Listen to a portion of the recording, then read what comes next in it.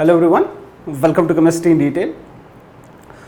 इस वीडियो में हम देखेंगे what is equivalent weight, number of gram equivalent क्या होते हैं और नॉर्मेलिटी क्या होती है।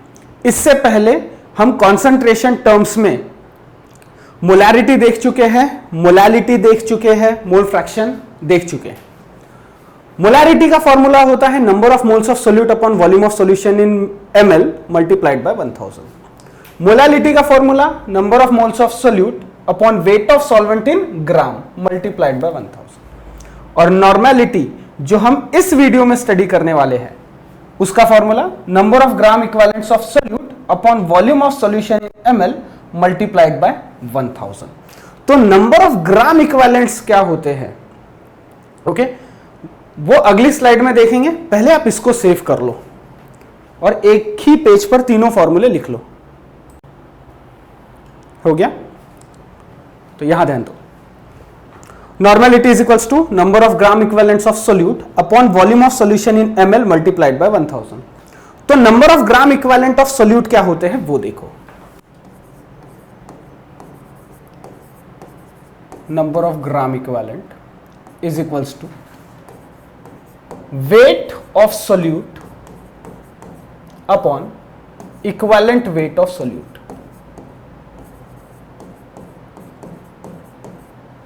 और equivalent weight क्या होता है?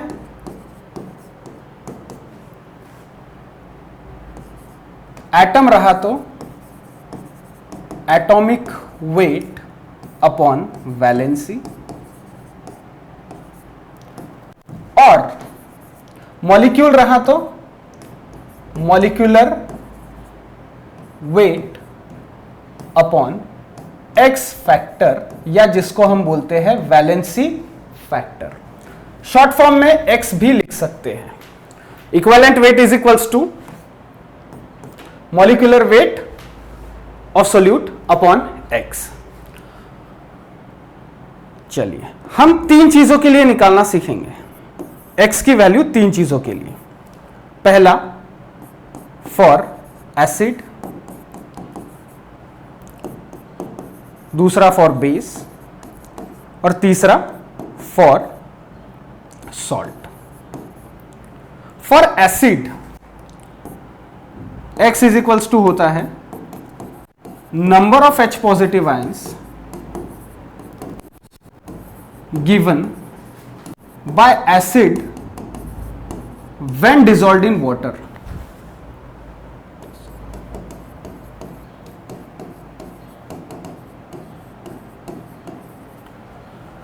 x की वैल्यू एसिड के लिए, जैसे HCl को पानी में ऐड करने के बाद ये सिर्फ एक ही H पॉजिटिव आयन देता है। H2SO4 को पानी में ऐड करने के बाद ये दो H पॉजिटिव आयन देता है। तो इसके लिए x की वैल्यू कितनी हो गई? 1। इसके लिए x की वैल्यू कितनी हो गई? 2। For acid x is equals to, ये डिनोमिनेटर में molecular weight of acid upon x number, और x क्या है? Number of H positive ions given by acid when dissolved in water. इसको हम बोलते हैं basicity of acid, right? Basicity of acid. For base x is equals to क्या होना चाहिए? Number of OH negative ions given by base when dissolved in water।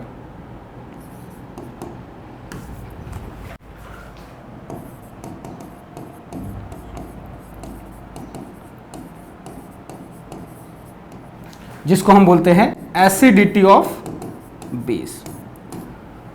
Example के तौर पे KOH को पानी में डालने के बाद में कितने OH निगेटिव आयन देखा? एक ही OH निगेटिव आयन देखा। तो इसके लिए x की वैल्यू क्या हो गई? 1। CaOH/2 के लिए CaOH/2 बेस है कैल्शियम हाइड्रोक्साइड, पानी में ऐड करने के बाद में कितने OH निगेटिव आयन देगा? 2। तो x की वैल्यू इसके लिए क्या आ जाएगी? 2। और फॉर सॉल्ट x की वैल्यू क्या होगी? The total number of positive charge on cation salt के लिए x की वैल्यू ऐसी रहेगी, the total number of positive charge on cation. Example Na2CO3 क्या है ये? सॉल्ट। तो Na के ऊपर चार्ज कितना है? एक Na के ऊपर चार्ज रहता है +1, ऐसे कितने हैं? 2। तो Na2CO3 के लिए x की वैल्यू क्या आ जाएगी? 2, क्योंकि टोटल 2 Na पॉजिटिव है, एक Na के ऊपर एक पॉजिटिव चार्ज, ऐसे 2 है तो x की वैल्यू आ जाएगी 2। अब अगले स्लाइड में हम इक्विवेलेंट वेट कैसे निकालते हैं ये देखेंगे और धीरे धीरे आपको चीजें क्लियर होती चली जाएंगी। पहले इसको सेव करो। हो गया? चलो, सॉल्ट के लिए देखा हमने, for salt x is equals to the total number of positive charge on cation. और सॉल्ट होता क्या है? जब मेटल पॉजिटिव अवस्था में किसी निगेटिव वाले को अटैच रहे। इसलिए हम मेटल का पहले निकालना देख लेते हैं कि x कैसे निकालते हैं और इक्विवेलेंट वेट सब मेटल्स का कैसे निकालते हैं। फॉर सोडियम, Na का सिंबल, सोडियम का symbol Na, atomic number 11, atomic mass 23। तो इक्विवेलेंट वेट कैसे निकालेंगे? Atomic weight upon valency. Atomic wait 23, valency sodium की रहती है 1, चार्ज अवस्था में रहता है +1। तो इक्विवेलेंट वेट कितना आ जाएगा? इक्विवेलेंट वेट आ जाएगा 23। ये सोडियम के लिए आ गया। फॉर कैल्शियम, कैल्शियम का symbol Ca, atomic number 20, atomic mass number 40। Equivalent weight is equals to atomic weight upon valency. Atomic weight कितना है? 40, एटॉमिक मास नंबर 40, बोले तो एटॉमिक वेट 40, वैलेंसी 2।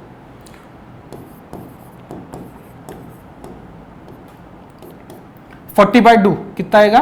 20। तो इक्विवेलेंट वेट कैल्शियम का कितना निकल गया? 20। Aluminium, symbol Al, atomic number 13, atomic mass number 27। Equivalent weight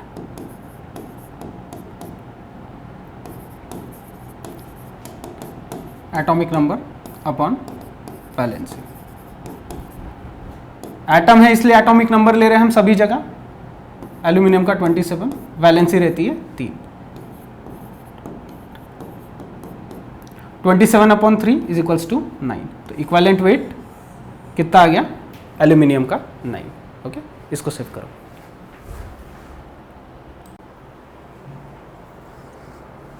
कर लिया सेव। चलो, नॉर्मेलिटी निकालना सीखने के लिए हमको पहले नंबर ऑफ ग्राम इक्विवेलेंट सीखना होता है। और नंबर ऑफ ग्राम इक्विवेलेंट का फॉर्मूला क्या है? Weight upon equivalent weight. Equivalent weight का फॉर्मूला क्या है? Molecular weight upon x factor. यहां देखो, find the number of gram equivalent present in the following. Number of gram equivalent 0.56 gram of KOH और second example 0.98 gram of H2SO4। Number of gram equivalent, formula weight upon equivalent weight. Weight दिया हुआ है KOH का कितना? 0.56 ग्राम upon equivalent wait हमें नहीं पता, हमको निकालना पड़ेगा।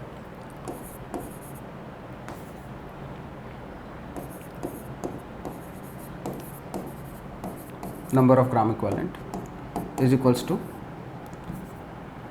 0.56 अपॉन जो भी वैल्यू हम निकालेंगे अभी। इक्विवेलेंट वेट का formula molecular weight upon x.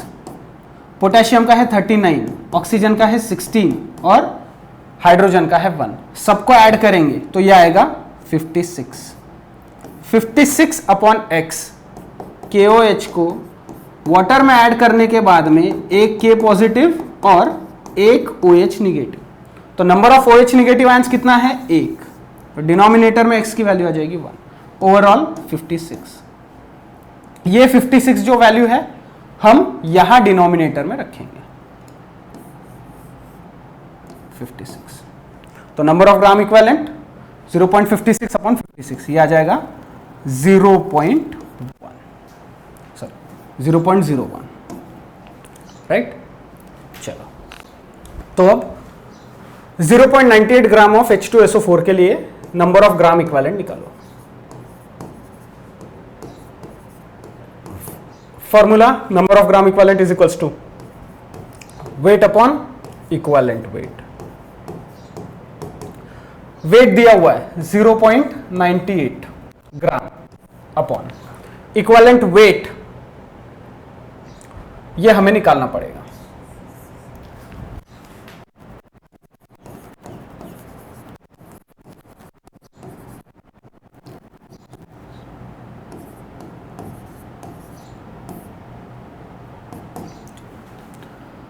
Equivalent weight का फॉर्मूला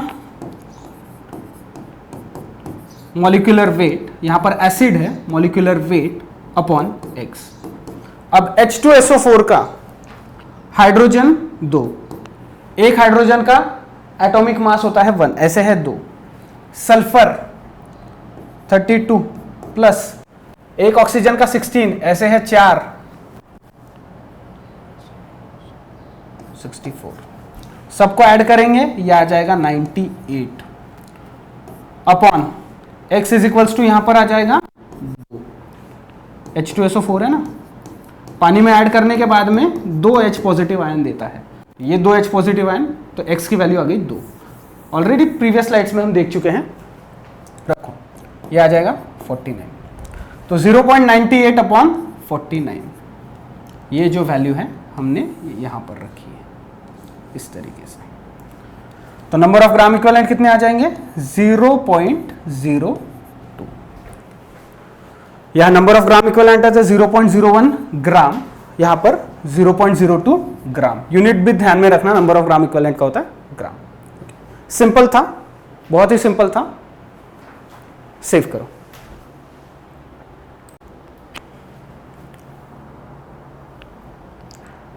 हो गया, चलो। अब हमें पता है एसिड के लिए x की वैल्यू क्या रहती है, कितने H पॉजिटिव आयंस वो पानी में ऐड करने के बाद देता है। लेकिन द वैल्यू ऑफ x में depend upon the structure of molecule. Example पहला H3PO4 बोले तो phosphoric acid, H3PO3 phosphorous acid और H3PO2 हाइपोफॉस्फोरस एसिड। स्ट्रक्चर देखो, P double bond O, OH, OH and OH। तो इसमें से जो ऑक्सीजन को जुड़े हुए हाइड्रोजन है वो H पॉजिटिव आयन बन के बाहर निकलते हैं। तो यहां पर X की वैल्यू आ जाती है 3, क्योंकि 3 H प्लस आयन देता है। H3PO3 के केस में P double bond O, OH, OH and H। Oxygen को जुड़े हुए हाइड्रोजन H प्लस बनकर निकलते हैं। यहां पर X की वैल्यू आ जाएगी 2, और यहां पर OH, H, H। ऑक्सीजन को एक ही हाइड्रोजन जुड़ा है, X की वैल्यू आ जाएगी 1। तो इक्विवेलेंट वेट निकाल कर भी देख लेते हैं यहां पर।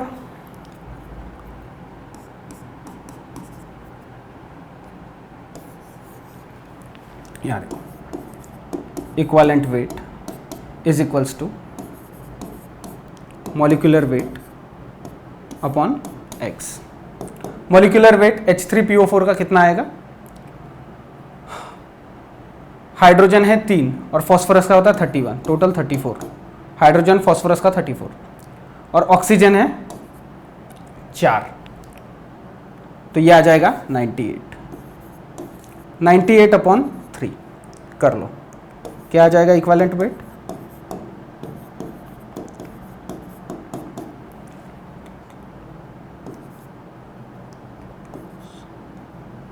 ठीक है।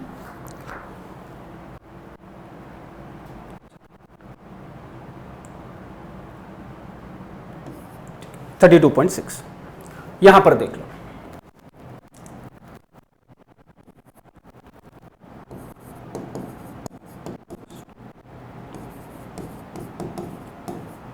Molecular weight upon x, equivalent weight is equals to molecular weight upon x.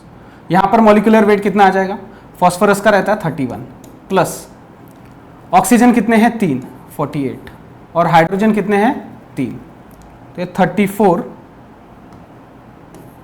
34 plus 48 कितना आ जाएगा 12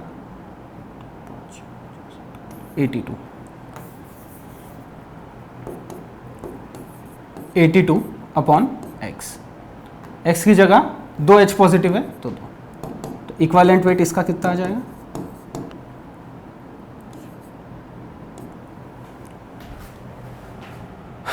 H3PO2 इसके लिए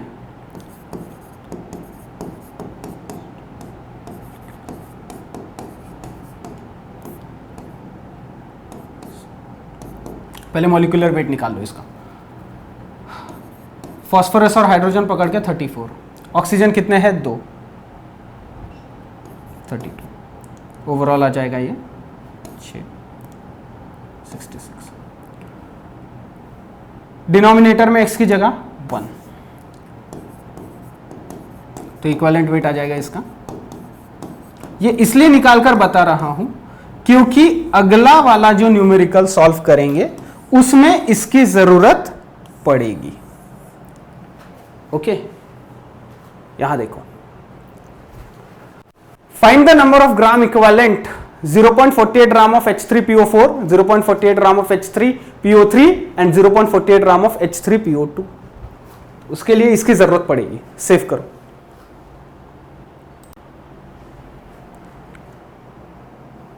हो गया, चलो अब find the number of gram equivalent किसके किसके 0.48 gram of H3PO4, 0.48 gram of H3PO3 and 0.48 gram of H3PO2।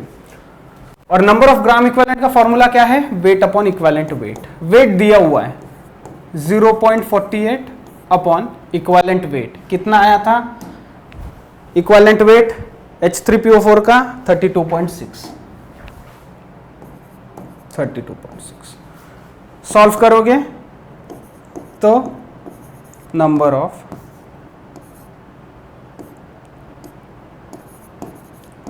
Equivalent, number of gram equivalent is equals to, ये आ जाएगा 0.0147।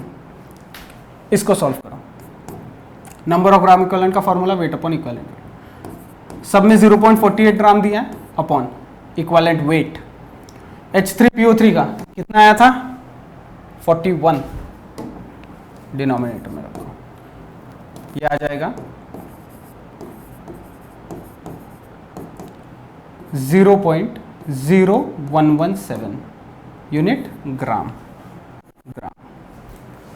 इसके लिए H3PO2 number of gram equivalent, wait upon equivalent wait 0.48 gram upon equivalent wait, इसका कितना आया था 66। रखो यहां पर, इसको सॉल्व करोगे number of gram equivalent is equals to, ये आ जाएगा 0.0073 ग्राम। सेव करो इसको।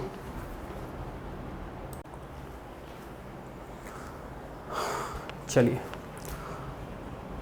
लास्ट न्यूमेरिकल देखते हैं। Find the number of gram equivalent present in 53 gram of Na2CO3।